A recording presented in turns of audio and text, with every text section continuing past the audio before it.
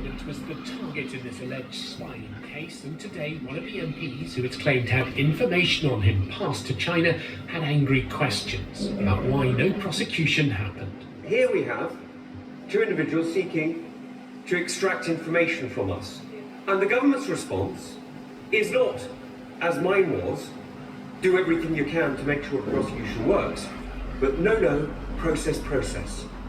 Well, who the hell's side are you on?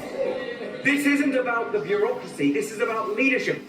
We now have 3 witness statements written by the government's Deputy National Security Advisor Matthew Collins. The first, from December 2023, concludes that the alleged spying from Christopher Cash and Christopher Berry was prejudicial to the safety and interests of the UK. Both men have strongly denied any wrongdoing. Mr. Cash has said he was completely innocent, adding the case was dropped and at no point did he ever intentionally assist Chinese intelligence. The second statement from February this year described China as the biggest state-based threat to the UK's economic security, but also stressed that the government was committed to a positive relationship. The final statement from August, shortly before the Crown Prosecution Services dropped the case, said Chinese intelligence services were highly capable and conduct large-scale espionage operations to harm the interests and security of the UK. And the Conservatives today, the question, why, when the Prime Minister knew the case was about to collapse, did he not help find more evidence? The Prime Minister was not some helpless captive, unable to make sure that the CPS had what it needed. He knew and he decided not to help. Why?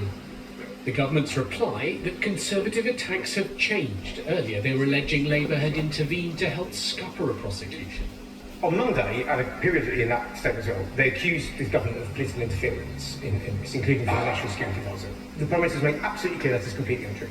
On the other hand, they're also saying there should have been political interference, and that the Prime Minister should have directed or tried to help the CPS. The Prime Minister made it very, very clear that is not the case, and that is not, and that the Prime Minister would not, and no government would interfere with the CPS, which was a decision entirely for them to charge.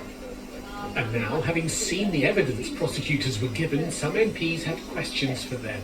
Given that all of the Deputy NSA's witness statements refer to China as a threat, I cannot understand why the CPS took the nuclear option of collapsing this case rather than leaving it to a jury. The whole spying case has brought into focus China's sustained efforts to gather information about the UK, and lingering still are questions about whether the response from the government, the security services, prosecutors and others is enough to counter the threat.